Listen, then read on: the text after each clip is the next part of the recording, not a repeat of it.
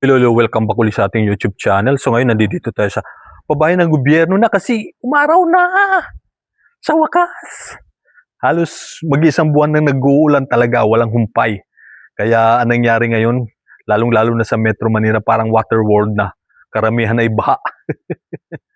Okay, so ngayon ang pag-uusapan natin ay tungkol sa tanong ng mga kababayan natin sa ating comment section kung pwede daw sila maka-avail sa mga pabayan ng gobyerno, especially doon sa 4PH program ng gobyerno po ngayon na under DSUD.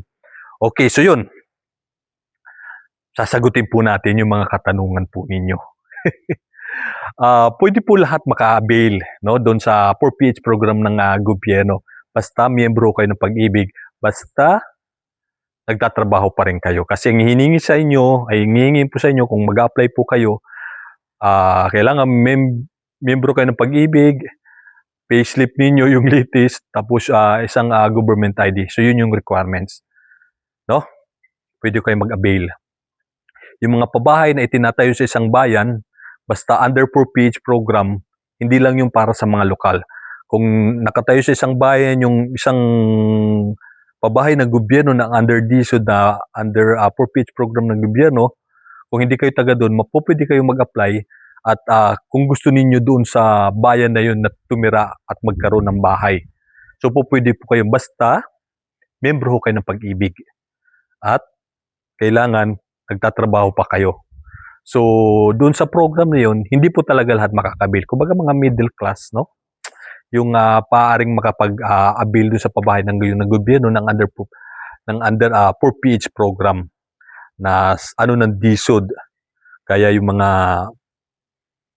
nagtatrabaho ng kasama sa bahay, mga tindero, kargador, driver, etc. Yung mga wala, no, na ng benefits ng gobyerno ay hindi ho kayo po pwedeng makaambil. Ayun lang yung nakakalungkot. So bakit na lang kaya hindi lahat, no? Basta makita natin na po pwede na magkaroon ng bahay. Basta may kakayanan makapagbayad. Like yung mga nagtitinda. So sa palengke, no? Diba? Kasi kung kaya naman nilang makapagbayad, o may kakayahan silang makapagbayad, bakit po hindi?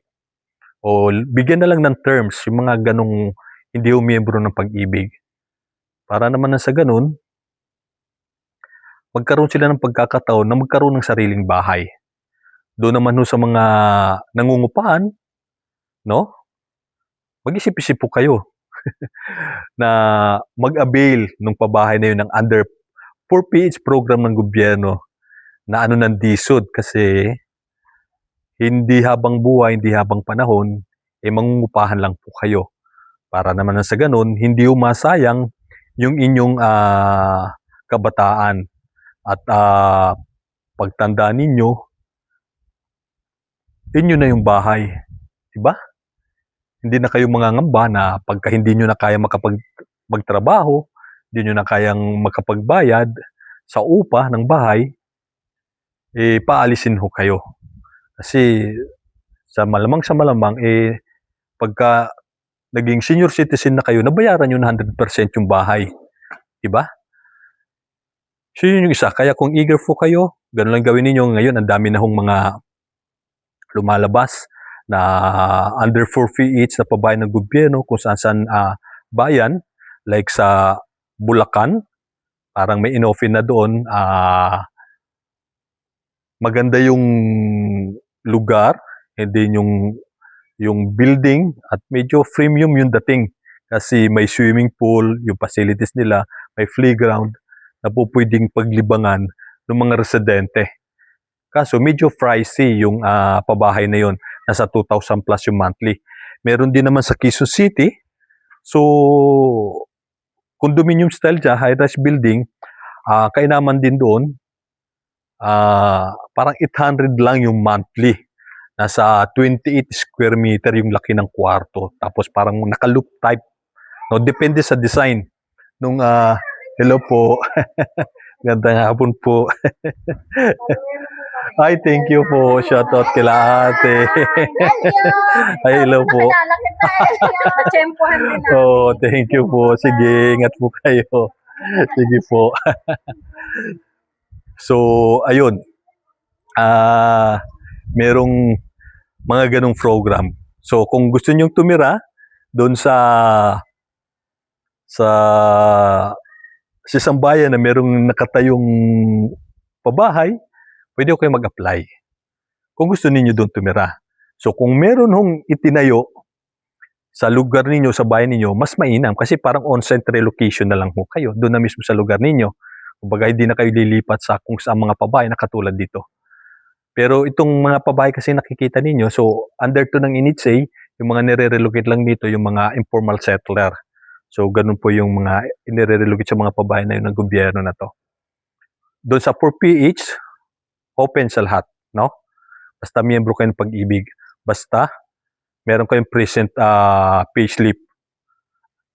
So ganun yung nangyayari. Kung gusto nyo magkabahay, doon sa isang bayan, pwede kayo mag-inquire, mag-apply doon sa bayan na yon. Kung gusto ninyo yon. So, para mangyari yon, magawa, ang gagawin nyo,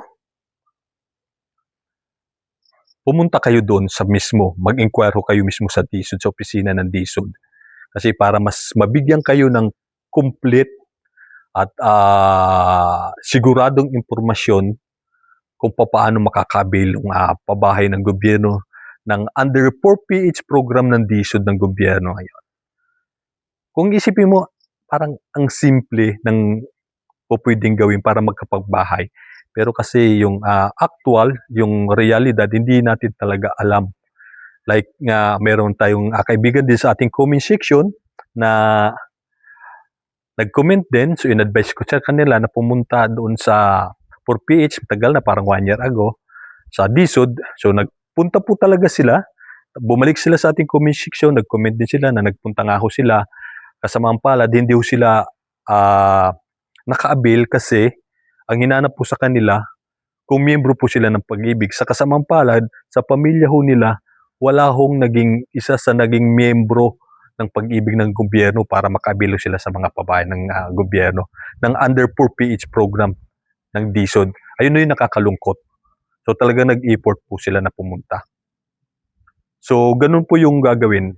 Para sa akin, lahat pwede, basta miyembro kayo ng Pag-ibig. Hindi ho, yung isang pabahay ng gobyerno na under 4PH, itinayo sa isang bayan, yung mga local lang, yung makakabil, hindi po gano'n. Wala akong sinabing gano'n na tayo namin ng pabahay itong lugar ninyo, mga local lang yung mga maaaring makabil. Diba?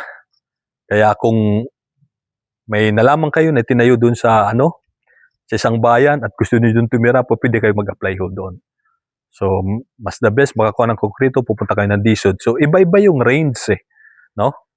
Nung pabahay ng gobyerno ng under 4PH program ng DSUD, ng government. Like, yun nga, sa Bulacan, 2,000 plus, yung parang 2,800, no, yung monthly. Sa Quezon City, merong 800 lang yung monthly. So, 20 square meter, tapos parang high ceiling kasi merong parang loop type parang may second floor, no, na pwedeng may lagay yung gamit dun sa taas para naman na sa ganun lumuwag yung pinaka kwarto. Hello po. Yung unit, di ba? So ayun, nakagawa na tayo ng video dito. Inulit ko lang video kasi marami pong nagtatanong. No? Marami pong nagtatanong sa ating comment section. Kaya, ulit-ulit natin ginagawa ng video. Kaya kung talagang gusto ninyo, simple lang gawin ho ninyo. Kunting effort, pumunta kayo sa opisina, search nyo lang sa Google Map, DSUD, DHSUD. Lalabas po yun doon. So, lahat ng mga opisina na itinayo sa bansa, ilalabas ko doon sa search ng Google Map. Okay? So maraming salamat sa mga walang sawang sumusuporta sa ating YouTube channel, sa mga nagsasubscribe. Maraming salamat po sa inyong lahat. Go na po tayo.